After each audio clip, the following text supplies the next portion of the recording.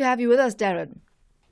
Hey, thank you very much. How's it going? It's going really well. I mean, talk to us about artificial intelligence and how important it will be for SMEs to embrace the use of artificial intelligence in running their businesses. And perhaps if we can backtrack a little bit, have you found SMEs to be a little bit hesitant in embracing and adopting artificial intelligence? It is, in many ways, still new terrain.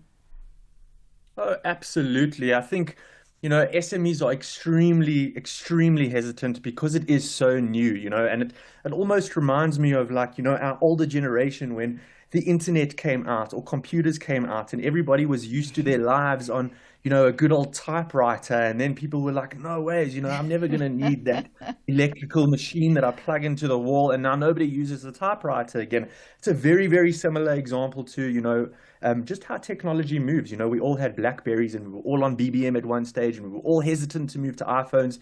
Now the word Blackberry is just a fruit, and it's very much like that. There's hesitation, but if people really just pause and really think about what the purpose of AI is, it can take your business from A to B. If you look at the purpose of AI, really the reason that technology moves, the reason that things move ahead and we move in certain directions is because things save us time. We don't pay thousands of rands to fly on an airplane, because we like being in the sky. It gets us there in a much quicker way and it makes our lives better. And that's exactly what AI is. And when applied to businesses, especially SMEs, the amount of time which equals money that can be saved is incredible. What about issues of intellectual property?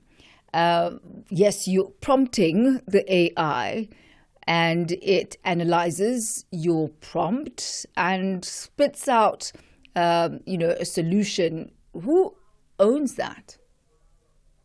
So, okay, firstly, I'm not a lawyer. I'm just the guy making the creative ads. So from a legal point of view, I don't know all the answers, but what I can tell you is it is a very, very great area that we are also trying to figure out today. And it does involve a lot of questions and a lot of, I suppose, doing things right and wrong and learning along the way.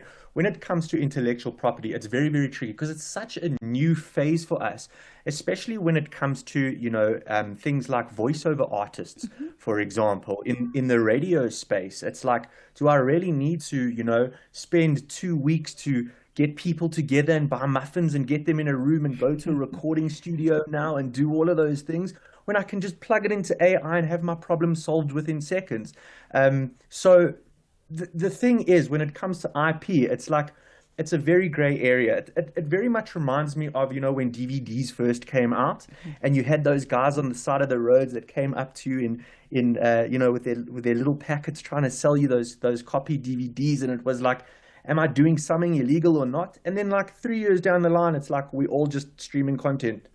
So it's a very tough one to answer, but there is a lot of stuff going on behind the scenes when it comes to that. And usually, the legalities will follow the technology and they'll follow the usage. And this is, as you rightly pointed out, nothing new. This does tend to be the trend. The innovation goes ahead.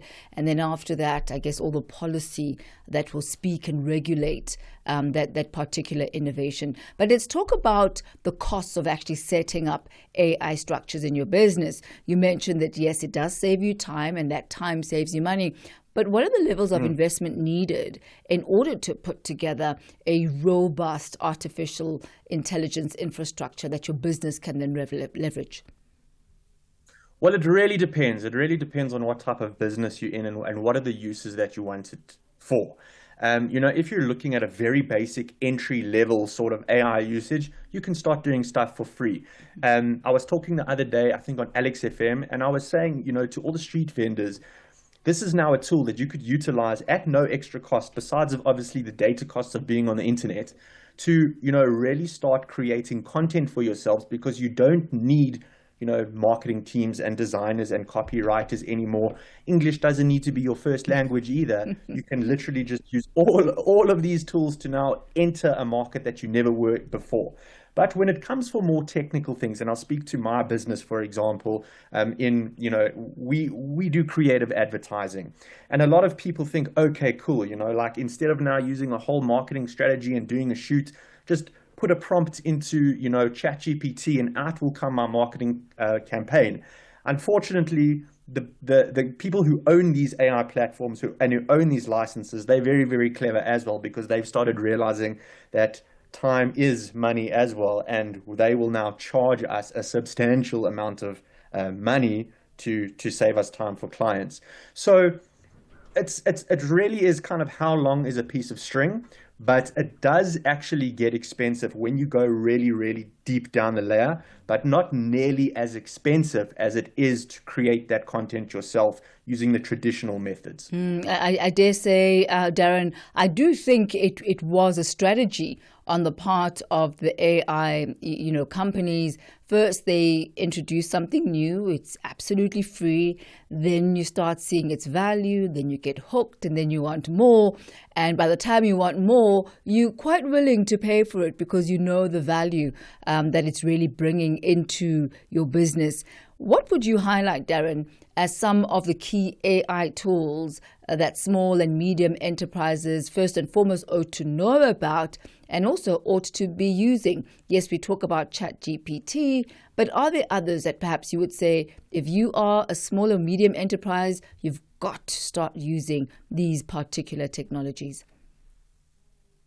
Well, look, you mentioned ChatGPT, and really, like, if you're listening now and you haven't used this before, and you're like, where do I start? That really is your starting point. Either ChatGPT, or, if you want something a little bit more familiar, if you literally just type into Google and you say Google Gemini, it's basically Google's version of ChatGPT that will pop up on your Google page like you normally used to, and you just go from there. You just start asking the questions and doing what you want to do, and that is your starting point to using everything from image generation to writing copy to putting out strategies, and then, like you mentioned earlier, the more features you want, just like with any software, then the fees will start coming in depending on what you're asking it for. But when you're looking at other tools, again, really it is whatever industry you're in, whatever you're looking to do with the AI tool, there's tools for absolutely everything. So I can say to you, this is the tools that I use, but it might not be beneficial for you. But, in my space, a really cool tool that we use is called Midjourney, which is incredibly helpful for companies that are in the SME space, because what Midjourney does is it allows you to now create content and video content without the use of a designer, for example. So I can go in there and create a video of me, dancing on a table, for example, with a beach scene behind me. And in order to do that, in the past, I had to either shoot that scene or animate that scene. Now I can just do it in a couple of minutes, either for free or for a small fee that I pay towards Midjourney every month for credits. Are there courses that people you think should be going on, or can one really walk this as a solitary journey, try and fail, play around, see what works? Or would you recommend actually going for an AI for SMEs course? There's definitely courses that just give me 1 second. My cat is jumping on a packet in the background. There's definitely courses that one can go on, but it really if you're a course person, then for sure, go on a course, find a course.